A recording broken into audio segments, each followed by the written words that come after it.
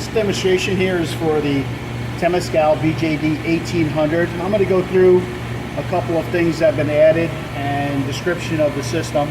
We'll start right up top here. This is your vacuum controller. You have two bars that are coming up here. One is reading your cryo pump, which is basically buried because that's somewhere in the 8 range. And then you have your chamber pressure, it's your lower scale, which is TC2, and that is reading basically 0. Over here is your ion gauge part, and this is really showing you the pressure of the chamber, which is 3.5 in the 7 range. TC3, 4, and 5 aren't used on this system. Down below it is your automatic pump controller. This is set on automatic right now, and you just basically flip the switches to open and raise the chamber and to vent it and everything. I'll go through a little bit more on that once we get to showing stuff in the chamber. Over here is your shutter. It's basically just flipping the switch on off. It's manual controlled. Below this is your substrate heater. Same thing with this, manual control. Basically you flip the switch and it's going to click over here for a time.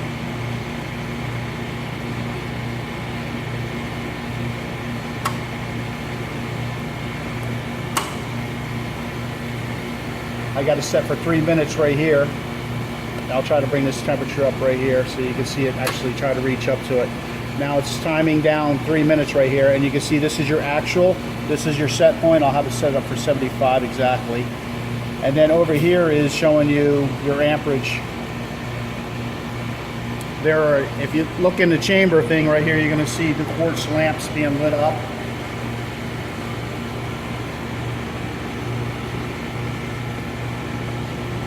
And you'll see that this is your actual, should raise up to here, and you'll see it regulate your thyristor right there to show that it does regulate.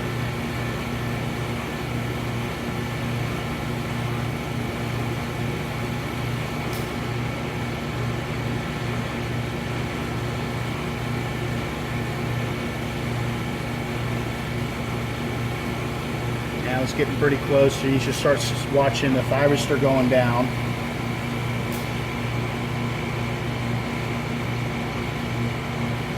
Now you see it going down. You can see the light off and the chamber's off. Okay, below this is your sweep controller. This adjusts your beam into the pocket. You can make it also do a couple little sweep programs. You can see that this thing will spin around. I'll show you what the beam looks like when it's moving around, and also what it's like when it's steady when we strike the beam. Below this is a deposition controller. This will basically tell you your rate. It will tell you how much power you're giving it to it, and then your total deposition amount. Over here is you have planetary control, so this turns on your planetary. Another manual control, it will turn it on and spin your planetaries around.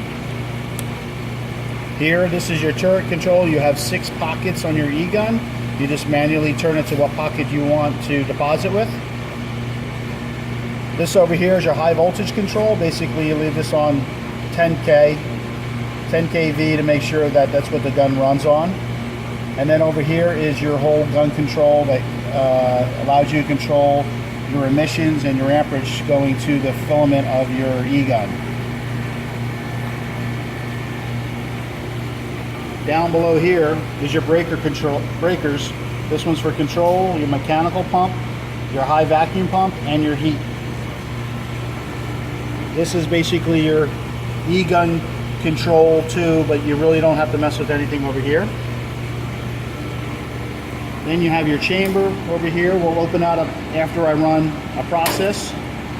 Here's the bottom of the chamber.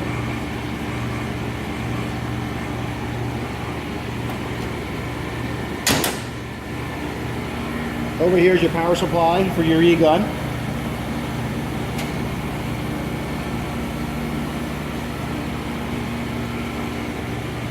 So what I'm going to do now is I'm going to show you how to run it once you go ahead and you open your shutter up, and you can turn your planetaries on. I will show you the planetary's moving, I'll just turn a little bit of the heat on, and then we can point it in there, and you can see that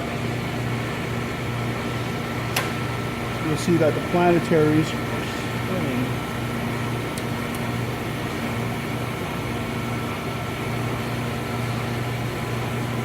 I'll show you that when it comes off.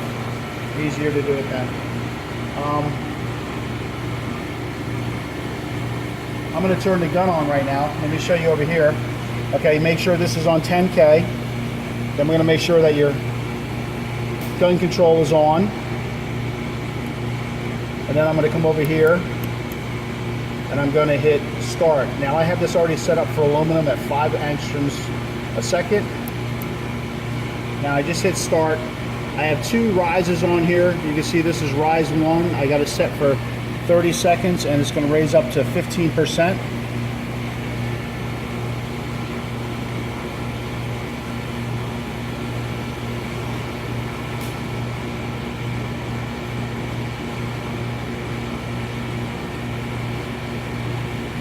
Now you can look over here, you can see that your gun control, the emissions gone up. Now it's on. It's going to be going to rise 2. This is right now in soak 1, which is for 10 seconds. And now what it's going to do is going to raise up to 40%. This is to help get your pocket warmed up without making your material spew over in the pockets. So now it's going over to rise 2. It's going to raise up to 40%. As you can see, your emissions is going up again. You can see that your angstroms a second is coming up because of the power being brought up. Now we're at 40 seconds. We're doing on a soak for 10 seconds. And now what happens after this is when it's going to give it a stable 5 angstroms. It's going to have a little slight swing, but all in all, it's supposed to be tight to 5 angstroms a second.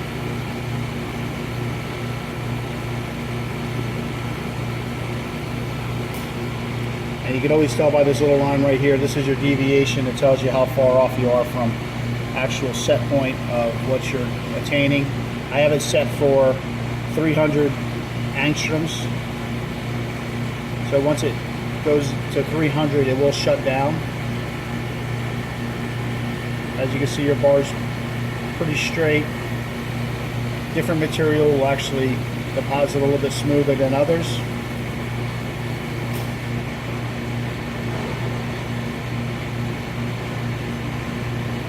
And we're getting ready to approach the 300 angstroms.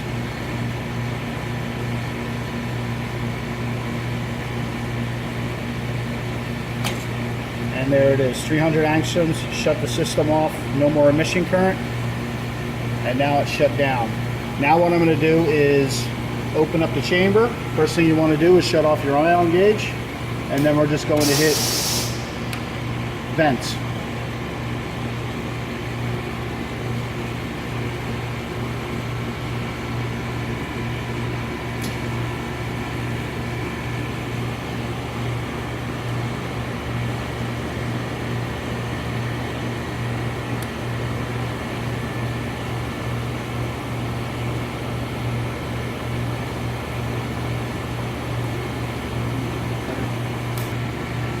Okay, the chamber's atmosphere now, so I can open it up.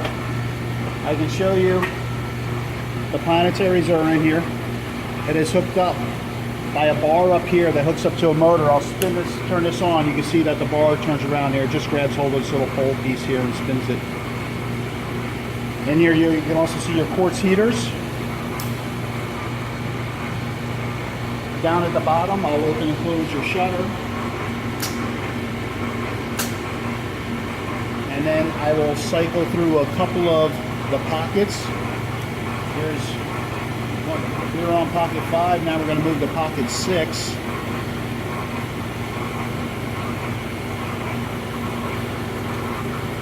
There's pocket 6. I'm going to move to pocket 1 now.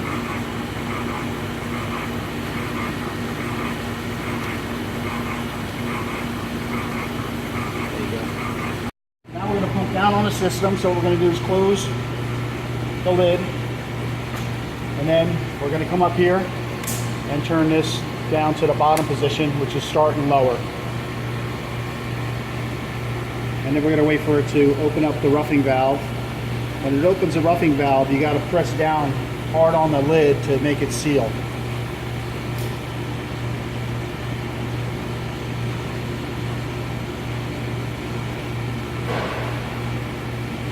Alright, turned it on, so now you just press down on a little bit. Now you can just try to lift it up. She's locked in. And as you can see, the lower bar on here, which is TC2, is your chamber, which is all the way up past 1,000 millitorr. What it's going to do is going to pump down to the setting of TC2, which is 50 millitorr, and that's when it's going to do a crossover. And from there, it will go ahead and open up your high vac valve. And then once your high vac valve open is when you're going to turn your filament on to read your high vac pressure in the chamber.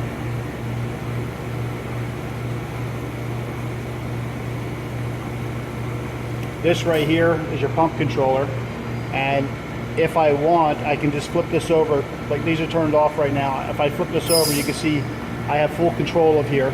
I can go ahead and open this up to rough right here, and it's going to open a rough, and the same thing as that, it was doing it automatic. I could open all these. I can't do them right now because I will dump something. So as you can see, I do have control of the valving, but I'm going to come back over here and automatic, let it pump through the rest of its process.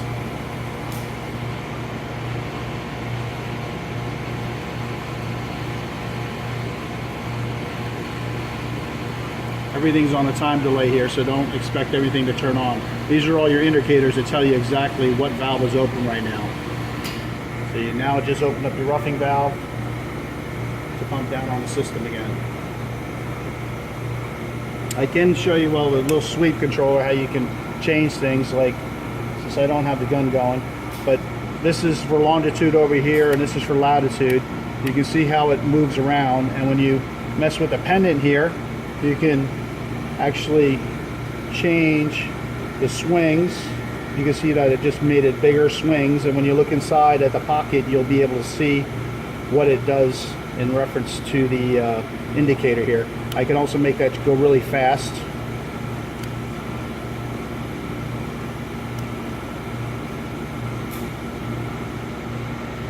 And you can see very slow. And that works with longitude and latitude.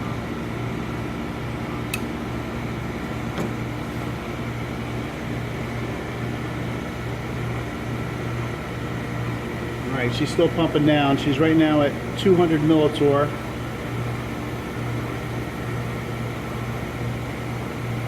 If you ever want to change it, like a lot of times processes, they'd rather see people do 100 millitorr.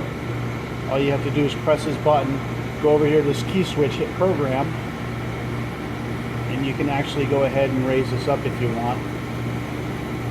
I'll put it up to 70. That's that bar right there. And now we'll change it at 70.